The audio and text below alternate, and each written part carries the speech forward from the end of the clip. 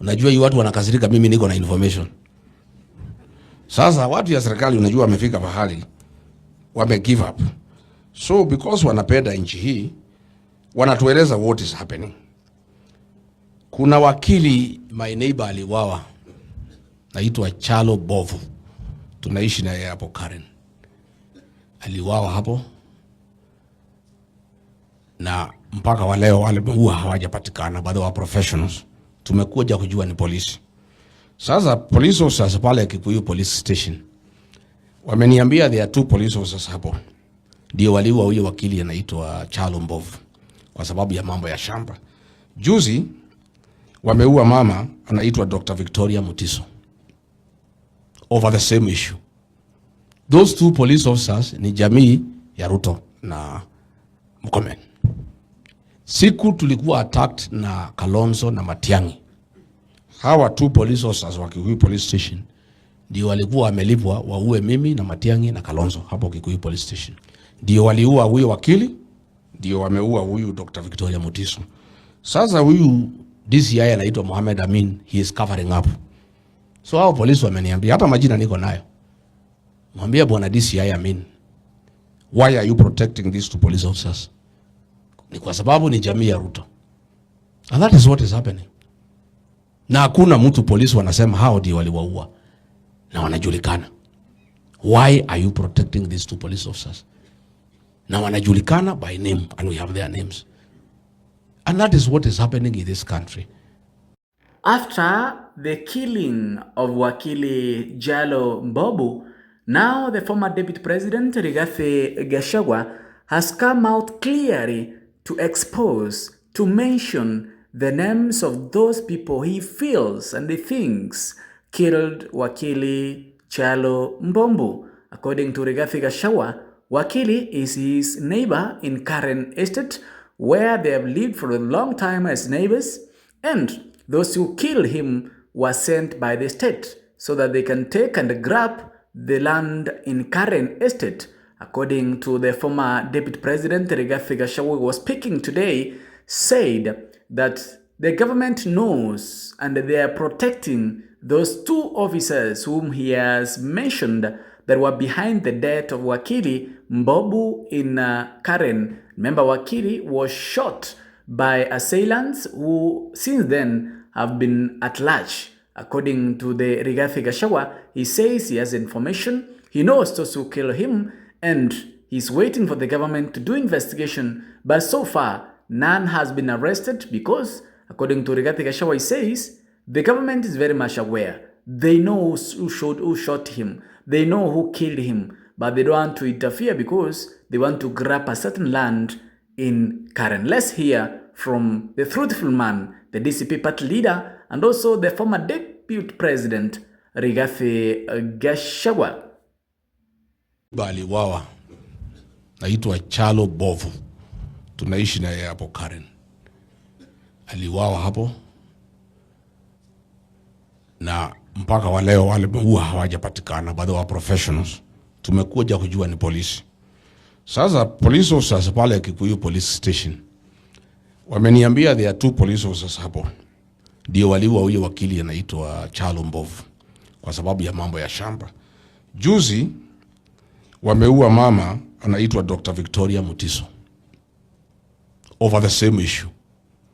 Those 2 police officers ni jamii ya Ruto na Mkomen.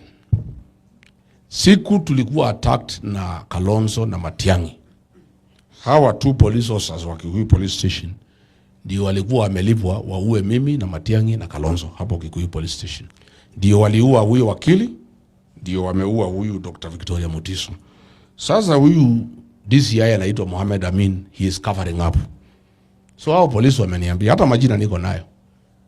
Mwambie bwana DCI Amin, why are you protecting these 2 police officers? Ni kwa sababu ni jamii ya Ruto. And that is what is happening. Na hakuna mtu polisi wanasema hao ndio waliwaua na wanajulikana. Why are you protecting these 2 police officers? Na wanajulikana by name and we have their names. And that is what is happening in this country. Ya kwamba the police service has been ethnicized.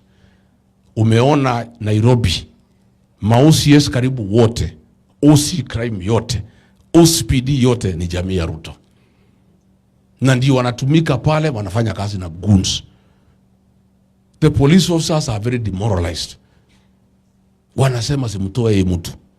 Juzi Kagushi ameshikwa. Watu wameenda kumchukua DCI, ni jamii ya Ruto. Wale wambeba kwa gari. Kufika yule ameinterrogate the first office, ni jamii ya Ruto. Ya pili, ya tatu. Police station amepelekwa, ya Kamukoji, OCS, ni jamii ya Ruto. Hao jamii ya Ruto ndio wanahangaisha watu in the National Police Service. Sasa unashindwa mpaka sasa mambo watu wameanza. Ukiangalia pale Kikuyu, siku ya Gen Z kulisemekana kumeibiwa AK-47 rifles. Bwana DCI ulisema you are investigating. Hizo bunduki zilimbiwa kwa polisi. It is 1 year. Have they ever been recovered? How far did you go with investigations? Because from my experience in the security sector, bunduki askari ikimbiwa, kazi yote nasimama mpaka ikuwe recovered. How come for 2 years they have not been recovered? Because hizo bunduki zilichukuliwa, alafu zimepatiwa goons. It's not that the bunduki ziliibiwa, zilichukuliwa, ndio zinapatiwa goons wale wanafanya kazi na polisi. My name is Captain Kongo Muigai. I'm the chairman of the Kenya Cultural Center and also the patron of the National Council of Elders.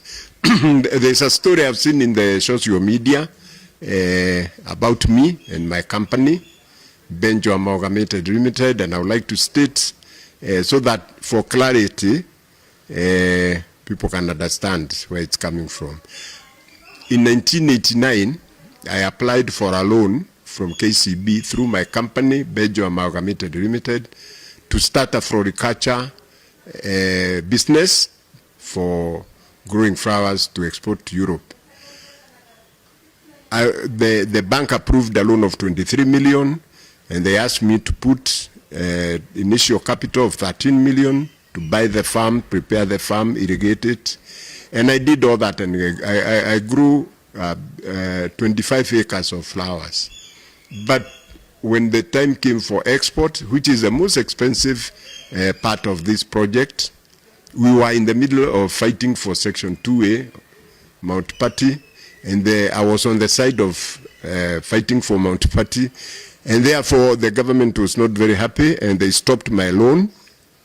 They had only disbursed 9 million out of 23. They stopped the loan, and they foreclosed it. They started demanding payment. I went to court and sued them for breach of contract through High Court case number 1219 of 1992. Before the case proceeded, the file got lost, and I applied for the file to be reconstructed. I filed my plaint, my chamber summons, my affidavit, but the bank said verbally that the matter had been settled through a consent judgment where I agreed that I owe the bank and I'll pay them. I protested because there was nothing like that. The order was supposed to have been recorded by Justice Erastus Gethenji. We went to him through an application, and he dismissed. He said there's no judgment like that.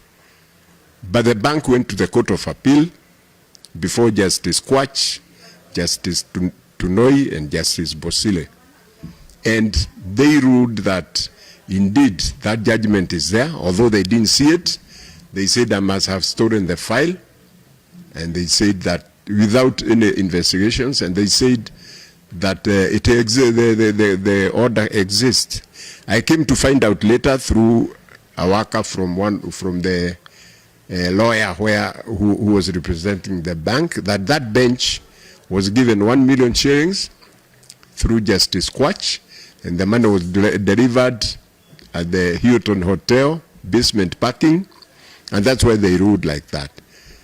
After that, my father, I had given the bank 2 securities, my farms, and my father had given a guarantee with his coffee farm. And in 1995, my father said, I'll pay off the 9 million you say you are owed, so you can release my farm. And he paid 6 million. The bank wrote him and said, we have received, now you owe 3 million.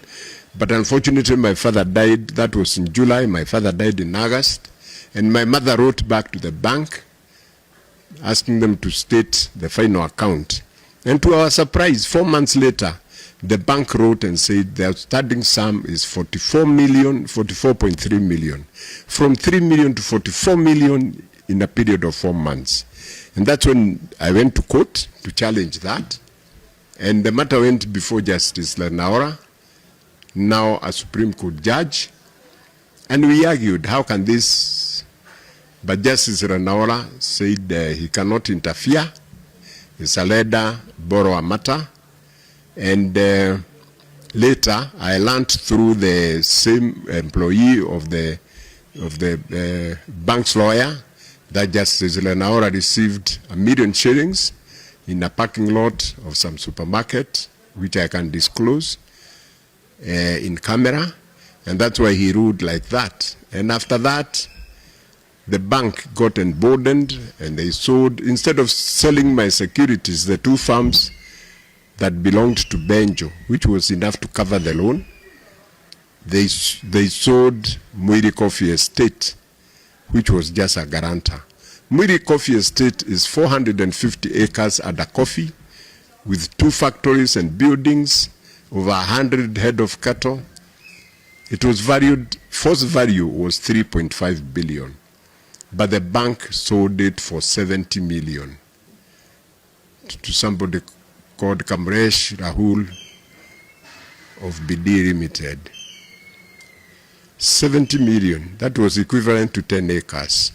That's what they sold our farm, 450